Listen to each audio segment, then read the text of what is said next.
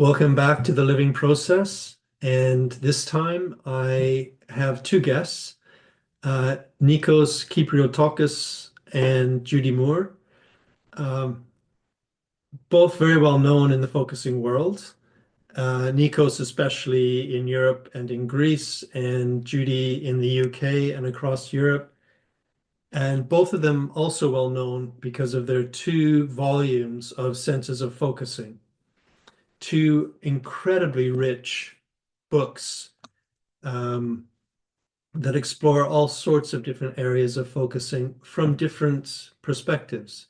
And in this episode, one of the things we speak about is a little bit about the motivation behind these books, but also their kind of more general interaction in the worlds of psychotherapy and focusing and philosophy, and how they are interacting with people from the person-centered world, especially in Judy's case, and for Nikos with Dawson's analysis, phenomenology, existential therapy, Gestalt, and kind of how a focusing oriented perspective is received and sometimes misunderstood by these other traditions, and maybe what we need to think about doing better in order to be able to communicate to some of our colleagues in those other orientations.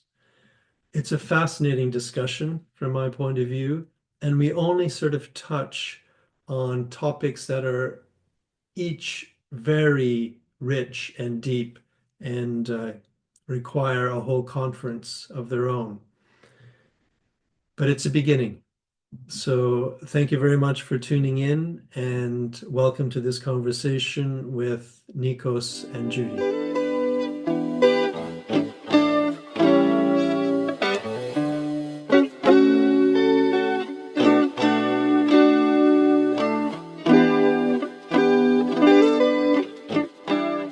Okay, welcome back to the Living Process. And this time I have two guests, Judy and Nikos, well known at least partly because of these two enormous books that they've produced, absolute gold mines of focusing, comments on focusing practices, focusing practices. But before we get into, I guess, a new version of the book that is being planned, um, maybe I could start the way I normally start by asking both of you how you got into focusing, what attracted you to this practice, and maybe starting with Judy. Okay, yeah. Um, I mean, as you probably know, my background is person-centered rather than focusing. Yeah. And so I trained in the person-centered approach in the late 1980s. And we learnt a little bit about focusing as a taught procedure, but we were never taught, and for a long time I never understood how how the experiential response relates to person-centered therapy. So it was always separate. So I was trained in what's known as classical person-centeredness. And I then I became a trainer on a person-centered training course. And throughout the 1990s, I was a trainer at UEA. And I actually used to do the one focusing session that we had on a 1 year course. And so I would go through the 6 steps. People would be astonished at how effective it was. And sometimes I would be astonished at how effective it was. And that was the end of it. And it didn't feature in the training at all. So it was a very split off thing. Hmm. And then I suppose it was in the late 1990s, Campbell Purton, my colleague, began to explore focusing. And he, for a long time, he was trying to persuade me to engage with it in some way. But because I was so classical, I had the attitude that people still have in the person-centered world today, that focusing is a technique and we shouldn't touch it. It was nothing to do with us. So it took a lot of persuasion. Anyway, eventually I agreed to go with Campbell to a conference in Durham where Mary Gendlin was addressing a very, very radical classical person-centered group, the British Association for the Person-Centered Approach. And when she was actually meant to be in, she was in dialogue with a woman called Marge Whitty. And basically what Mary did in her presentation was she just made it clear that, focusing oriented therapy, focusing within an interaction is no different from what we were doing in person-centered therapy. So I could really understand really, it was literally for the first time that there didn't need to be this division. Anyway, by this time, I'd actually stopped being a person-centered trainer, but I then began to work with Campbell to bring focusing into our university. And so I started doing focusing trainings, different kinds of focusing trainings. And I trained with, I went down to London, I trained with Peter Afford, Mary Maguire and Janet Klein came to England and I trained with them. And then of course with Kevin McEvenew, and I think I met you on one of those trainings. So, I mean, Kevin was a major influence on my understanding of focusing. But in terms of the theory, the key thing for me was when I read Gendlin's 1964 theory, and that explained, the experiential response. It was the element that was always missing for me in the classical person-centered training. And so, yeah, I mean, that was my route into focusing. So it's been a rather strange journey. I mean, I didn't discover focusing in a wonderful revelatory way, but I slowly got to know it and I slowly got to appreciate its therapeutic, the relevance of the experiential response. I mean, that's been the big deal for me. So I can't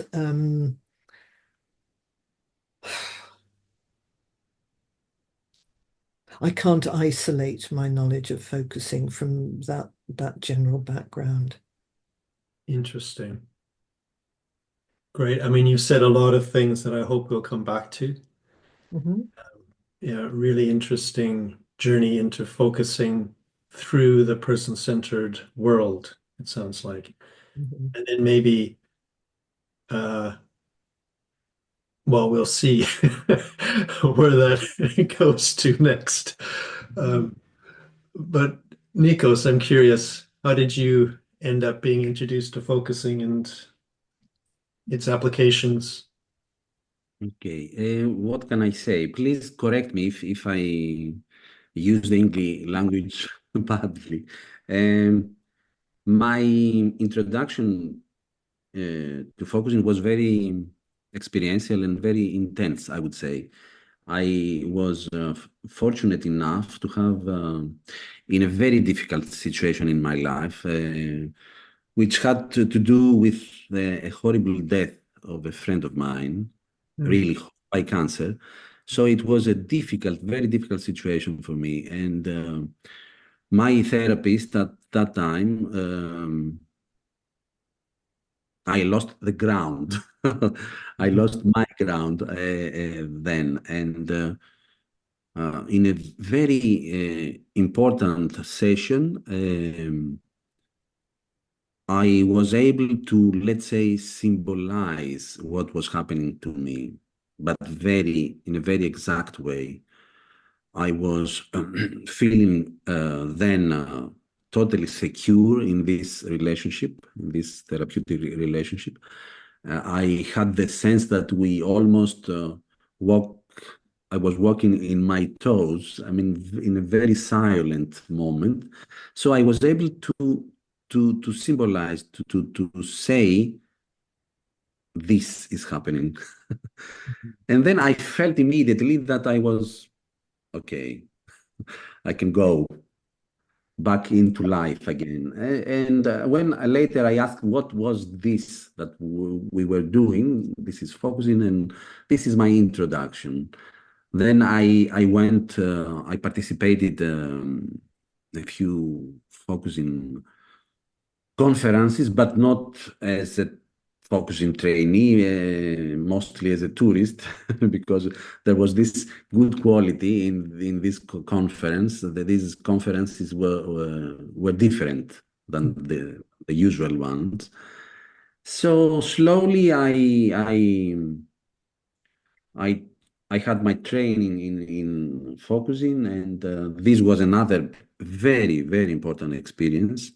I felt that this is how I want trainings to be done.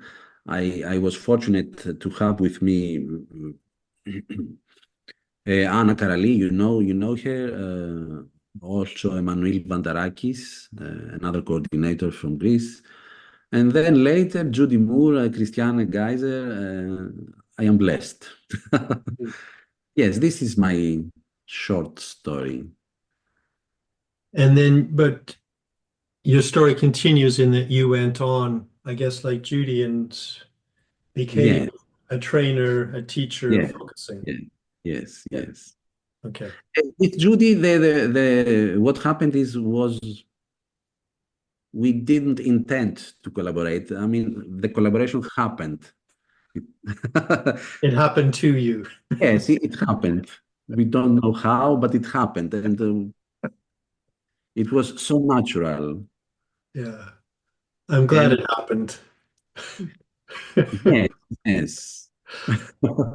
So maybe we should go on and talk a little bit about that collaboration. I'm curious. Well, one thing I'm curious about is what was the impulse, the motivation behind, because I mean, just the amount of work involved in these two volumes is, tremendous. And I'm wondering what was it for both of you that made it important enough to collaborate and engage in this project? Judy, go on. That's yeah. Okay. I mean it did actually grow out of the conference in Loutraki in 2018. So I mean an immediate trigger was the fact that we had some good presentations there that were just going to get lost. And Mhm. so although we had them on the website, we it's almost like we got the germ of a book there. And then it's really hard because I mean it is almost like it did sort of happen very organically, almost by magic. I can't quite remember how we did it, but it just felt that there was a lot that needed to be said. There was a lot that we realized we wanted to say.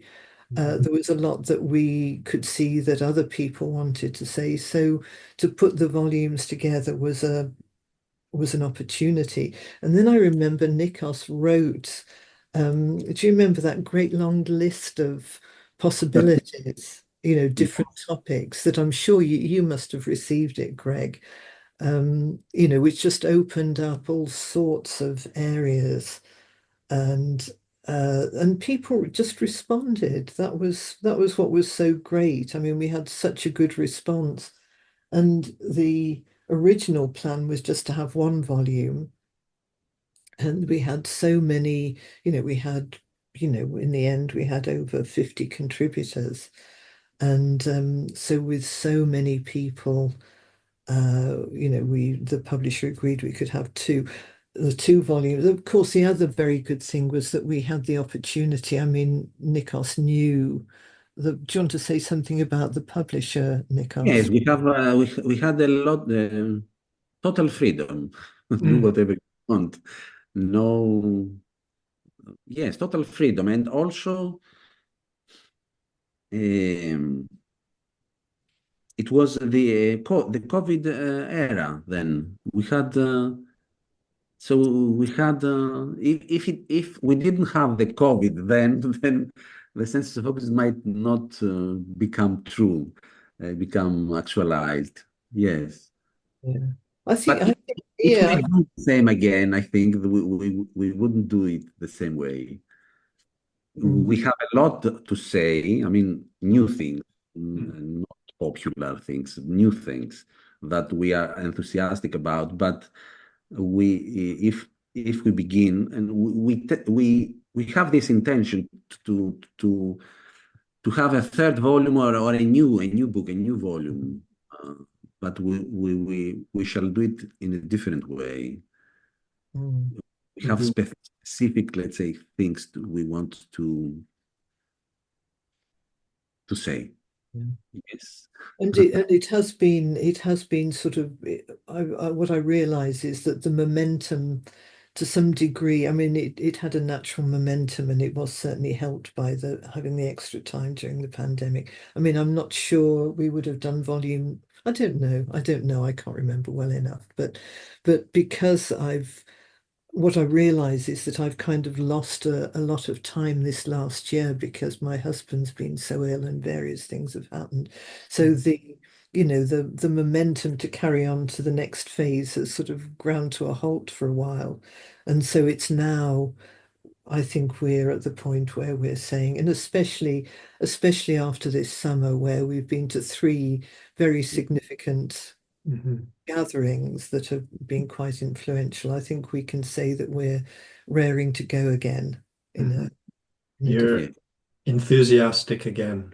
yeah, yeah, Yes. We gathered together here in Greece in two conferences. Uh-huh. And yes, there is again this energy, this vitality. Let's say this. Let's do this. Mhm. Yes. Can I ask, I think one of those conferences was a person-centered conference.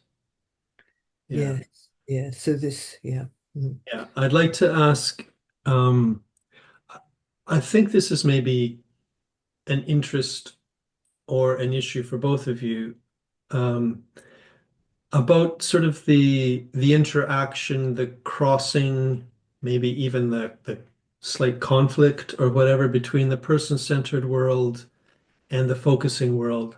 I don't come from the person-centered world, so I'm always curious to try to understand that a little bit more. mhm, mhm. Yeah, I mean, I can say something about that. In fact, Nikos was, although obviously he was in Greece, he wasn't he wasn't at the person-centered conference. He was at the earlier conference that perhaps he can say something about in a bit. But the person-centered conference was, in a way, it was just a rerun for me of all the conferences that I've been to over the years, where there is this absolute split between um, classical person-centered people and, I mean, to be honest, there weren't even focusers there.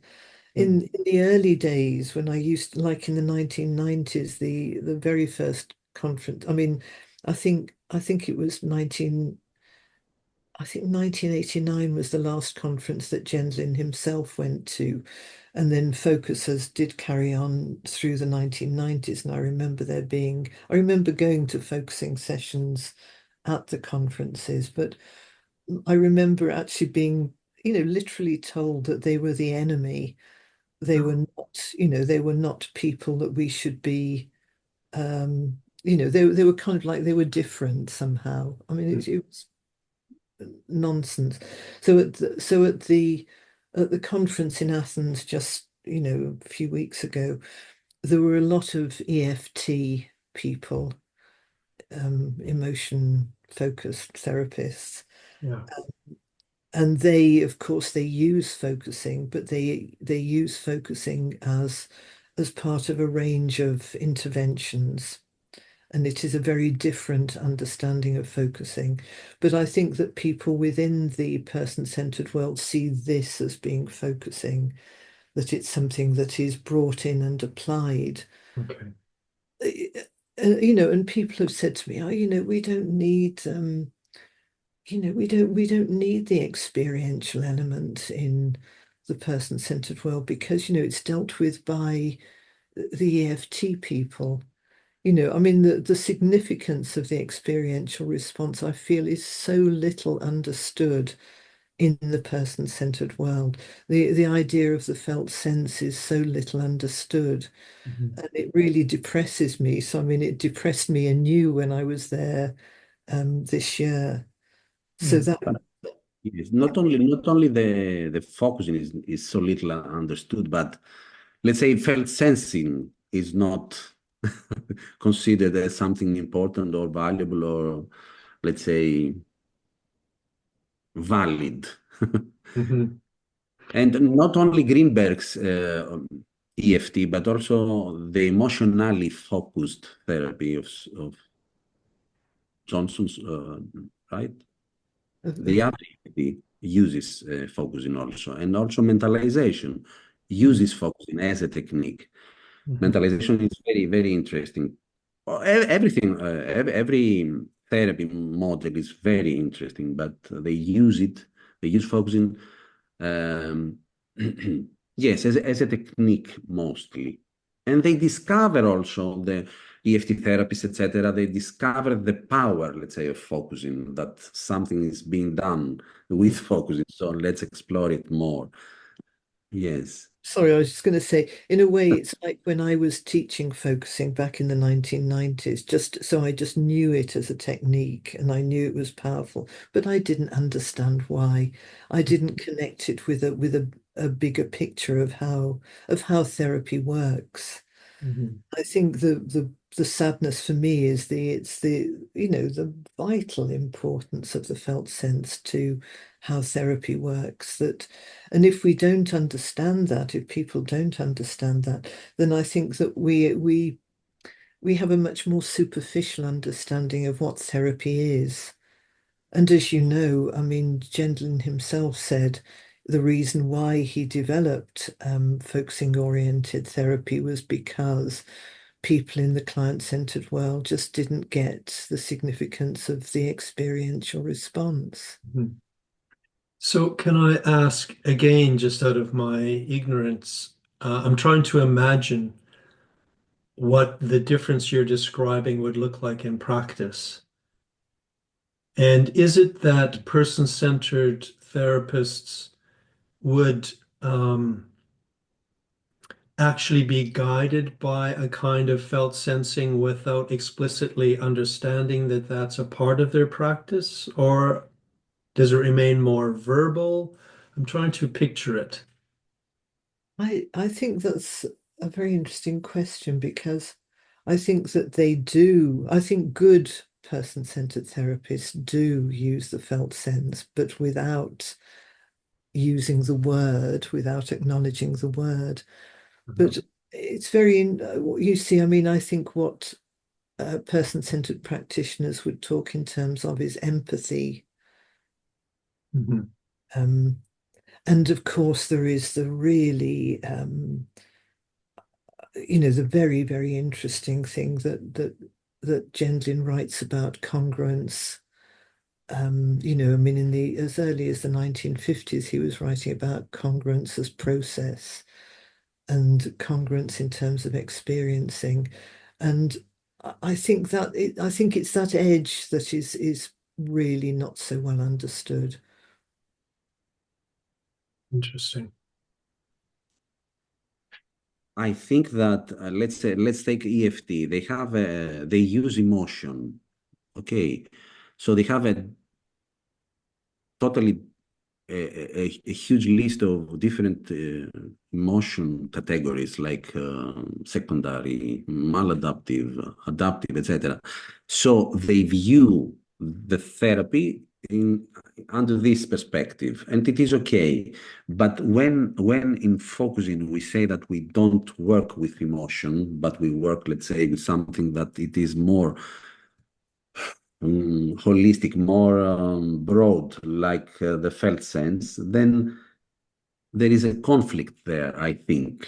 I think. And if let's say something more general, I think that let's say that we have a kind of felt sense revolution, as Akira calls it. But also, what is happening? It is the affect revolution. Affect and felt sense. Affect is so broad, so interesting that it is let's say there is an antagonism between felt sensing and affect theory, affect therapy, etc. There is a Greek word so broad, so deep, pathos, and in which somehow describes what affect is. And with pathos, we don't mean only passion, which is a good quality to have, a passion for life, passion even in therapy. So for me, there is this kind of antagonism, not only between, let's say, theory, the ontologies, theories, concepts, and then the felt meaning, the felt sense and affect. Okay, and pathos. There is this kind of antagonism. So in certain academic or therapeutic circles, the felt sensing doesn't have any recognized, let's say, value, doesn't say much to them. Yeah, so I guess I'm wondering, is it antagonism, or is it more an inability to understand each other's terms in some way? I think that we need to translate things for them. If we are to be understood better, then we need to learn different languages. Let's say we need to learn the Lesian language in order to translate some things to them. Yes. Because Deleuze also uses sense, the concept, the Deleuzean concept of senses, like felt sense. But Deleuze does not stay only into sense, let's say. He's interested also in abrupt changes, but Gentling is not interested Gentling in abrupt or violent or irrational or changes. In focusing, we talk about current forward, which is a kind of smooth, let's say, flow, a kind of continuity which is organismic. Yes, but in Deleuze we find also different kind of changes. They speak about bodies without organs, but if we read Gentling comment on this, then this is not a pragmatistic. Gentling would say that there is an order. There is an order in life. Order here, there. Not only a cultural order or social order but a kind of natural order. Yes, but if you have a theory that imagines no order, a body without strata, without organs, then this is something which is not pragmatistic. And I think that in focusing we have a pragmatistic, more or less, view, which I like, and the total freedom of expression also. Judy, we did hear from someone what happens with you focusers. You don't like theory. And something I respond something, but actually we like theory. We like the production, the wild production of theory, but in an experiential way. Exactly. We will not, let's say that this is the truth or this is the most valuable. Even the experiencing, the term experiencing might change in one decade. I don't know. If you go back to ancient Greek, before the internalization of the soul, then the self was not the term, the self, the concept of the self, it was not of much importance, let's say. So even experiencing would have a different position into our lives. Mhm. Does that make sense? Or Well, let me say back to, and I think you're saying an awful lot, but let me say back to you just a tiny bit of what I'm getting in general from what you're saying. Um, and that is that, well, one of the things I think you're saying is that even if you bring in the term felt sense, you can't just bring in that term without it being reinterpreted through these other terms and other theories. If you're talking to someone from another school of therapy, they're going to translate felt sense into affect or emotion or sense, yes, or something they already know. Yeah. yes, And yes, the problem with that is then you lose all of this other stuff that comes from the felt sense, like carrying forward, and there's some organismic order in the yes, body. And yes, this deeper kind of philosophy mhm, that is implied in the term felt sense, yes, but not implied because it's theoretically correct, implied because it's experientially or empirically found. yes, And yes. then an attempt to understand what is this that's happening, which is a different kind of philosophy you're saying, I think. Uh, I like it a lot that we have so many philosophies. Hmm. And also, I don't consider that ancient philosophies like Aristotle's, let's say, is old. It's very new. It is very new for me. Yeah. Or yes. So so we need a kind of process of building bridges between different languages, let's say, because Gendlin is somehow monolinguistic. As I read Gendlin, he says only one thing all the time, except except the elaborations, let's say, focusing as a thought procedure, or thinking at the edge, or theory of personality change, when where he elaborates, and we find more details. Hmm. But I find Gentlian qualities, let's say, in Judith Butler, in Masumi, in so many different language than Jenkins. So Yeah. yes, yes. So we need this kind of translating terms and also bringing in a more, let's say, obvious way, the experiential element. Yes. I Yes. want to give Judy a chance. Much time. So Judy, maybe you need to comment on this. Yes, I mean I'm just thinking, in a really, really simple example of that is how felt sense in the person-centered world would be automatically negatively regarded because it would be associated with focusing as a taught procedure.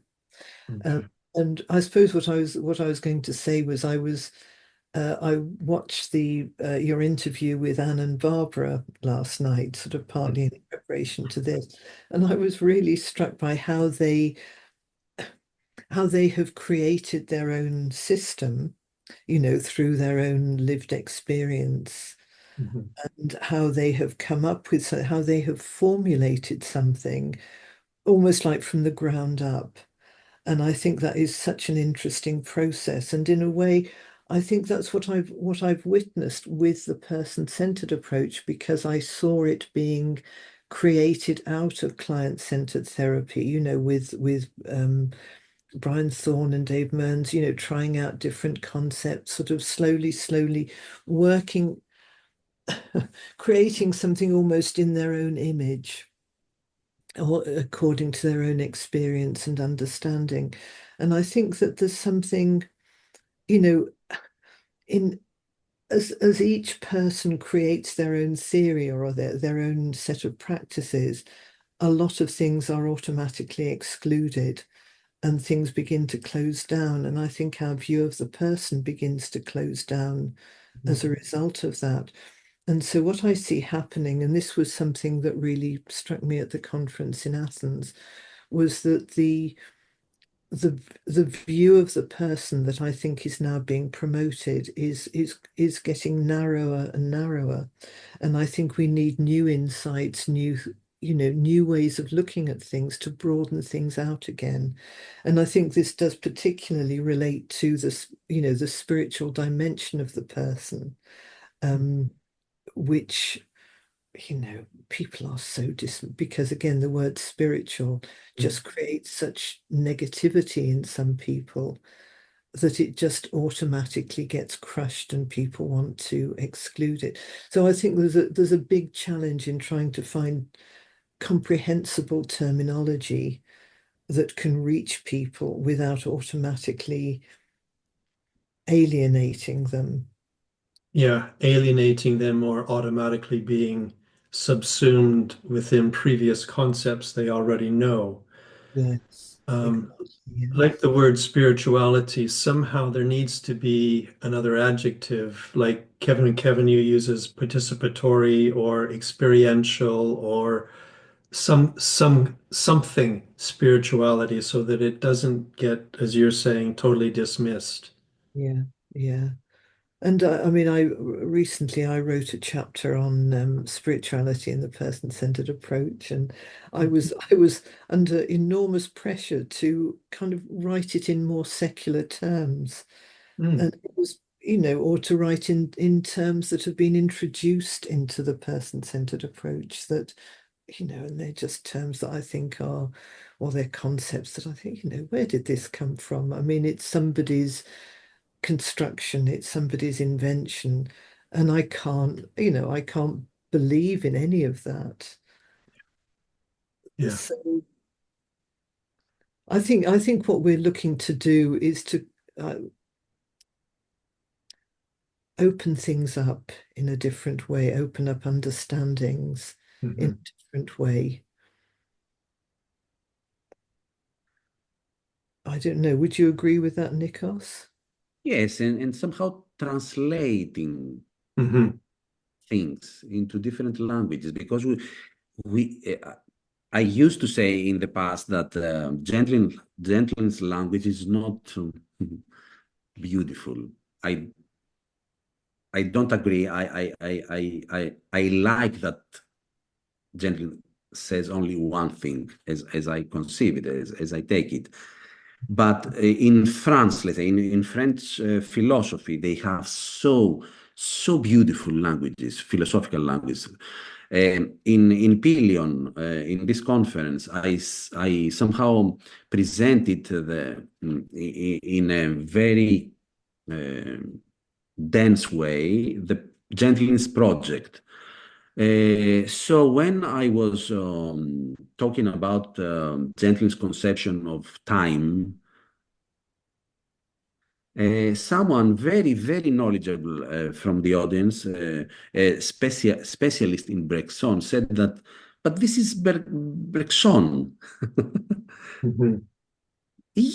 I didn't answer explicitly, but this is not only Bergson, it is also Mead. Mhm. And okay, let's build a bridge between Bergson and Mead and Gentling, and of course any philosopher takes a lot, is inspired a lot from all the philosophy, all the Yeah. history of philosophy, but the outcome of it, what is the outcome of it? What is the sense of it after all? Uh, but yes, Bergson's let's say concept of duration is, if one reads this, is totally inspired.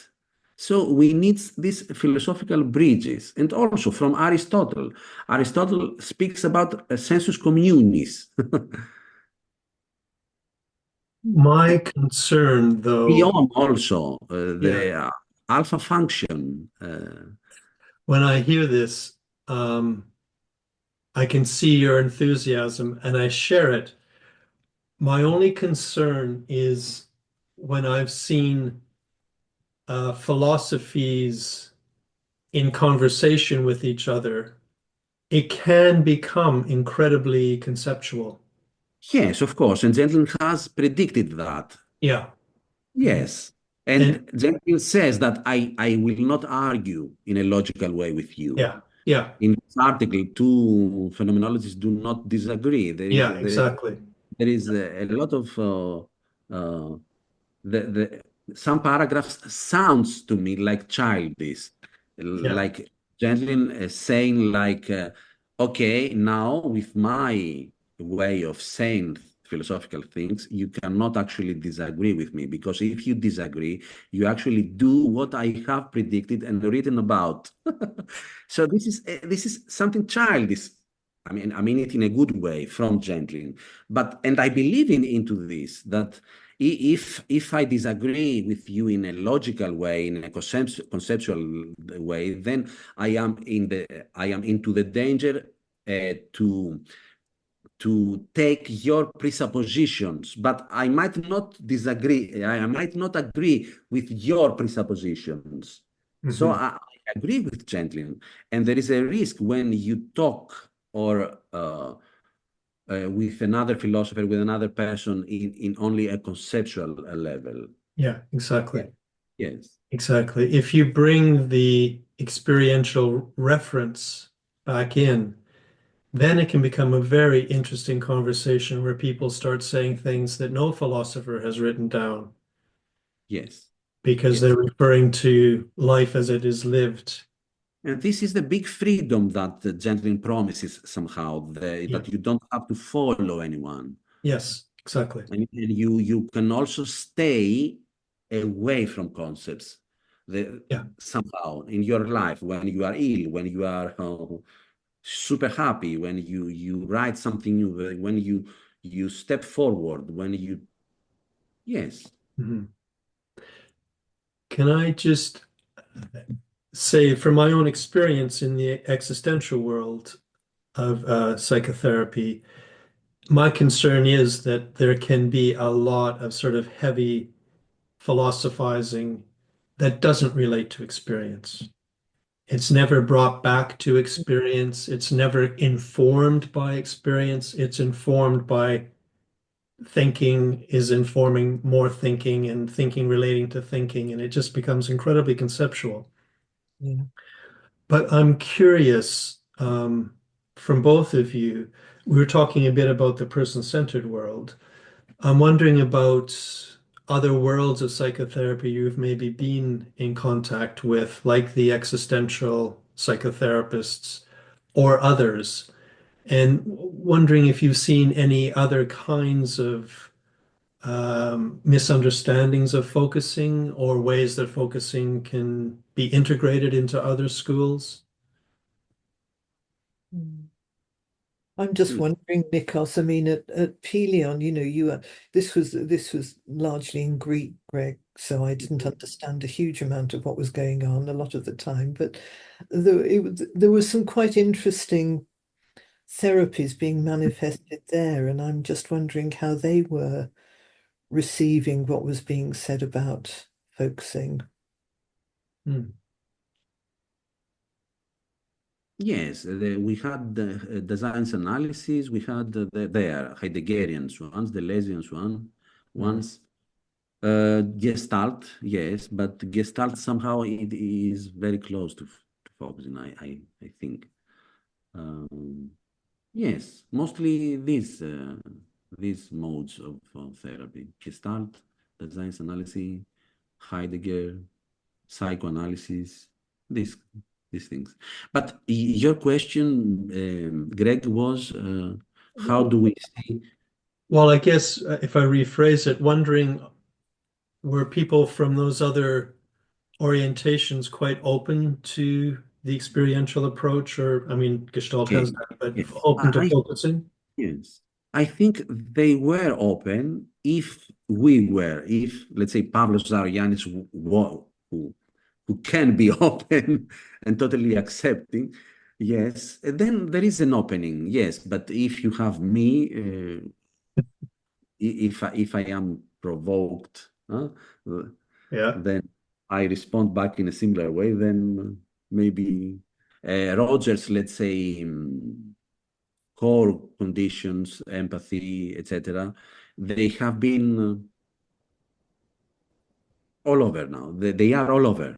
Yes, in one way or another. The relationship, the value of the relationship, authenticity, etc., congruence.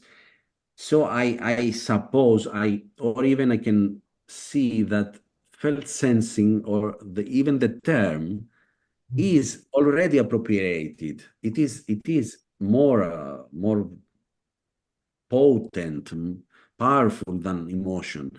And these appropriation are, some of them are bad or minimal, and some are good appropriations.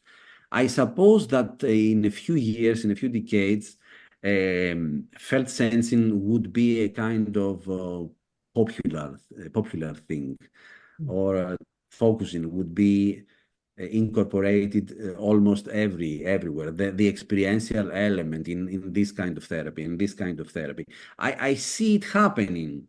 I mean, internal family systems now they have moved forward with the incorporation of focusing, and bravo to them. I mean, yes, of course. And yes, I see this thing happening. Yeah. As I see it, focusing, or let's say focusing philosophy, or focusing philosophy about focusing view about therapy is is good enough. Enough. You need to add things, of course. How else? But it's good enough. And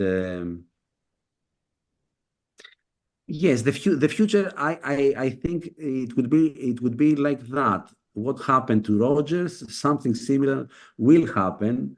It is inevitable. Will happen to focusing. I'm not so sure, I'm not so sure, because I think that, the subtlety of the felt sense, of the experiential response, is something that you have to really listen for. It's a real, it's a deep engagement with the other. And I think that there are so many different therapies around now, that people are more concerned with knowing a broad range of therapies rather than really listening in depth in a much simpler way. You see, and my own view is that the heart of the therapeutic response does come from that real close listening.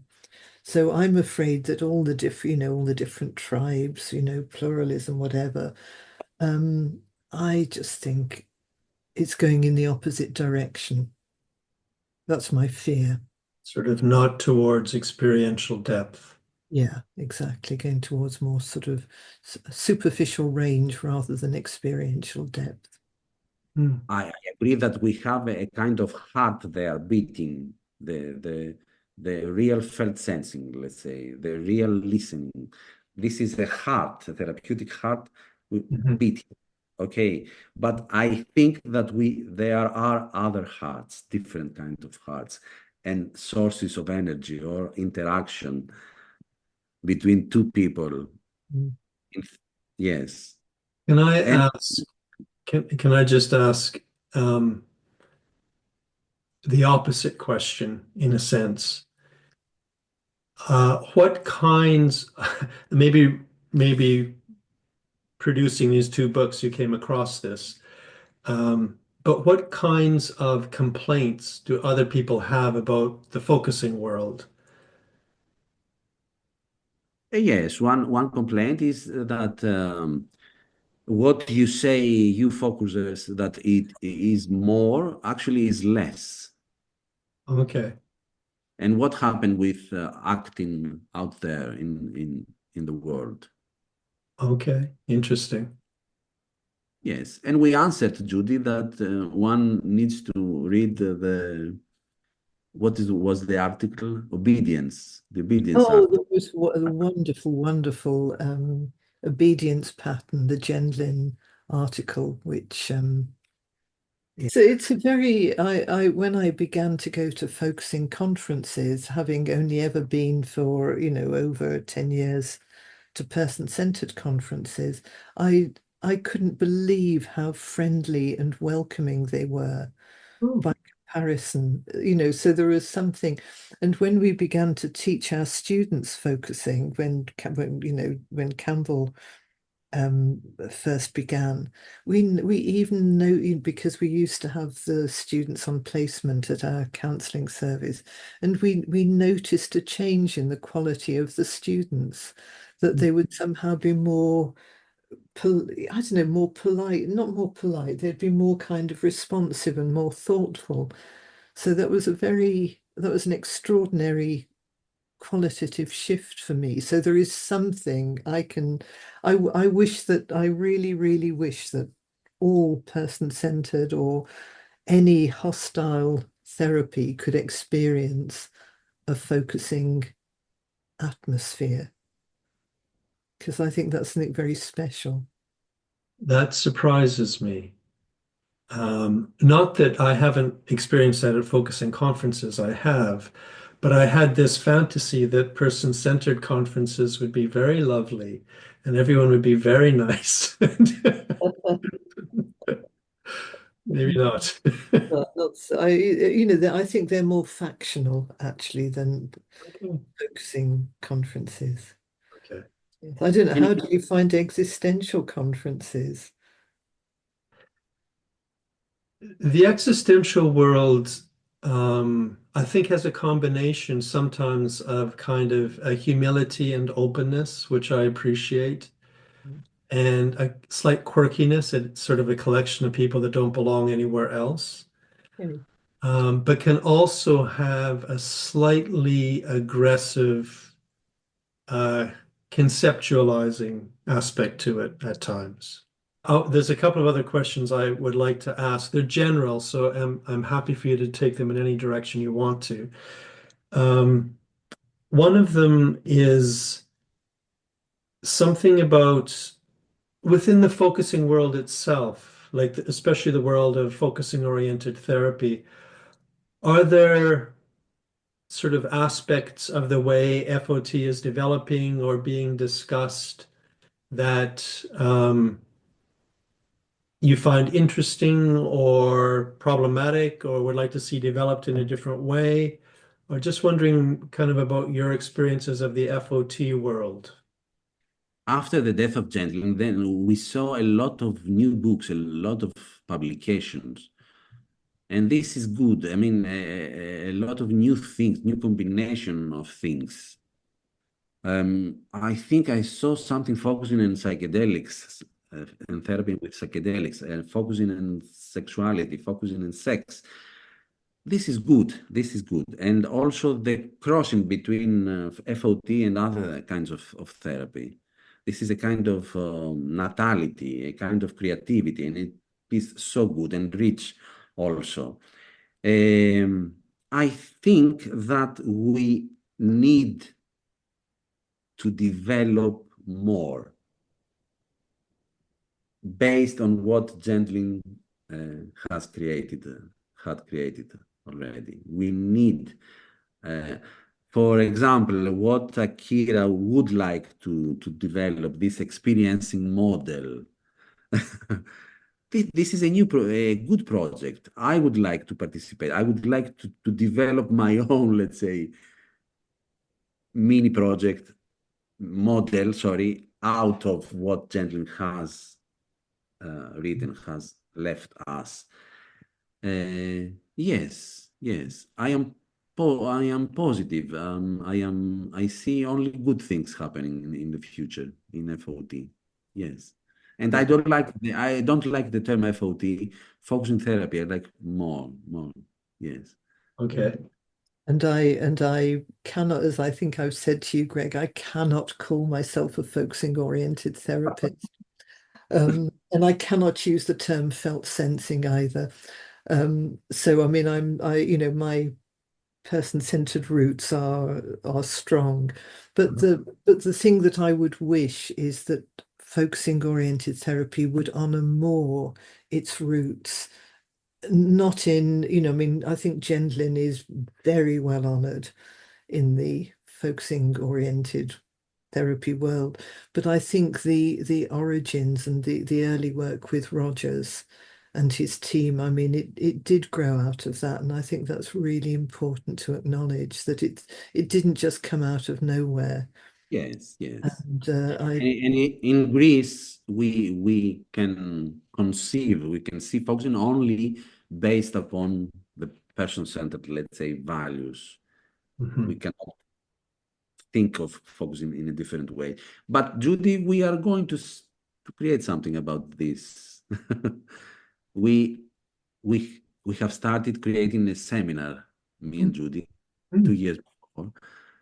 Yes, and we critique everything. We critique PCA, PCE. We critique focusing. We collect from whatever kind of different therapy, and we critique, but in a positive way, in a goodwill, Mhm. FOT, person-centeredness. And Judy is so minimal. Judy, I cannot distinguish one term that it is a core term for you, only the good listening or the experiential response, maybe. But uh, then you have just that, and this is enough. yeah, that's all I've got. That's all. Yes.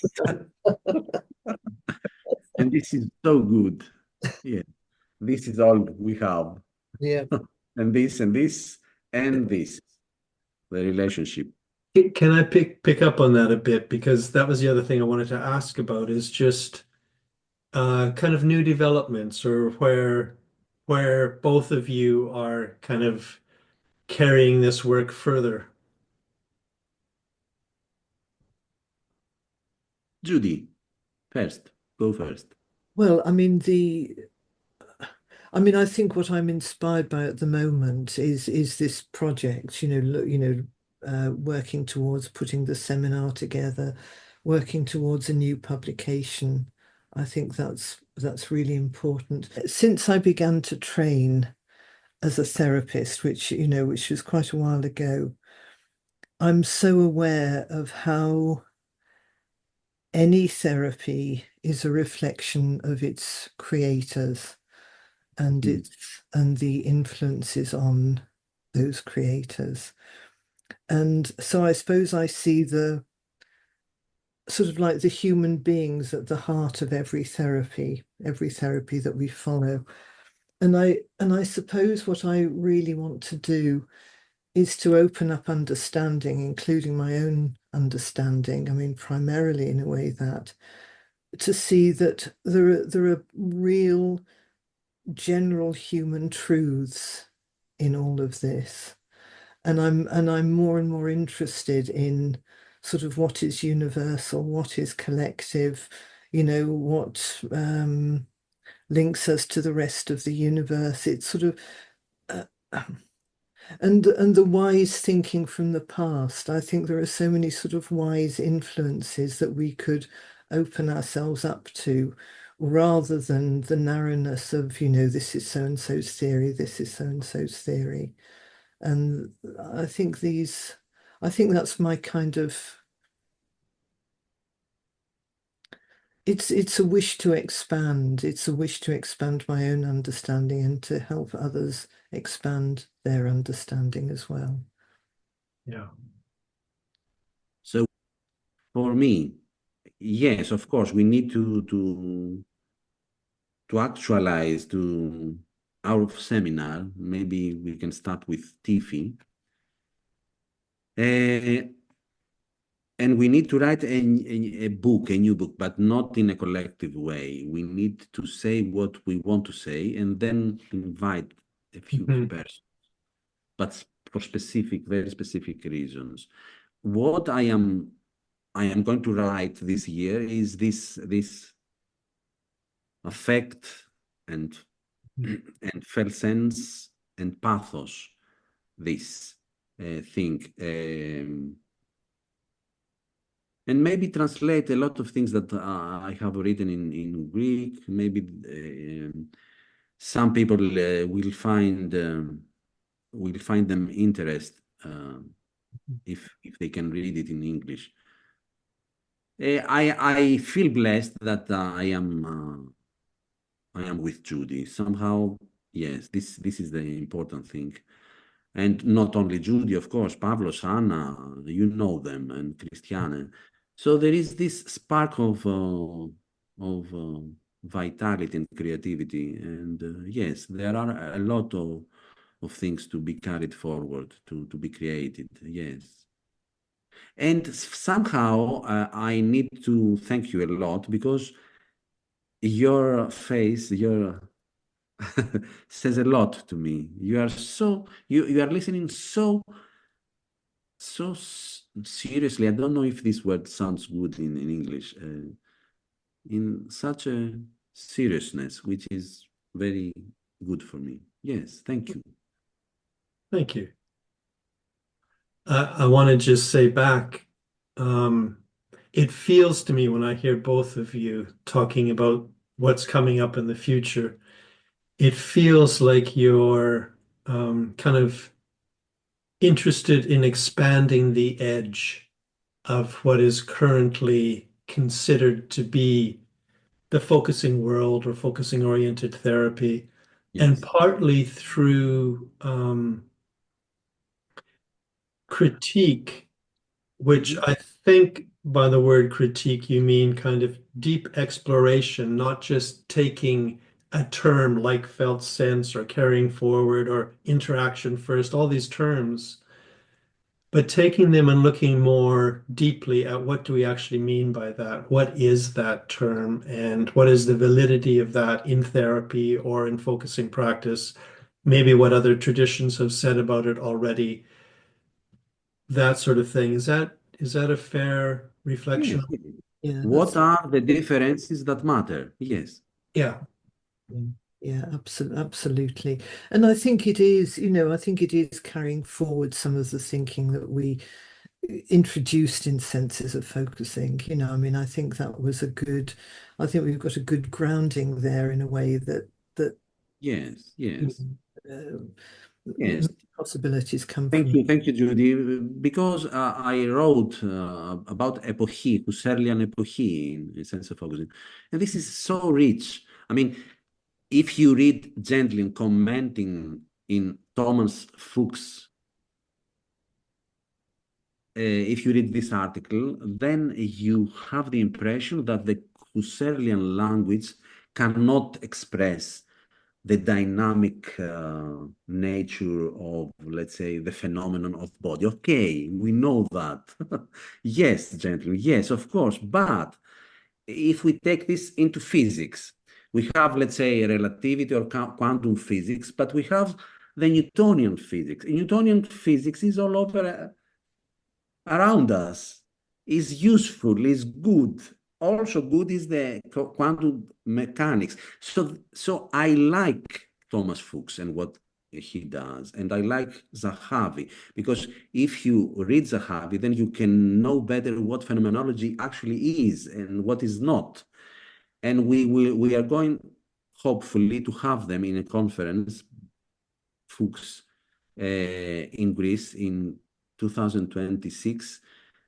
Hopefully, it's not sure.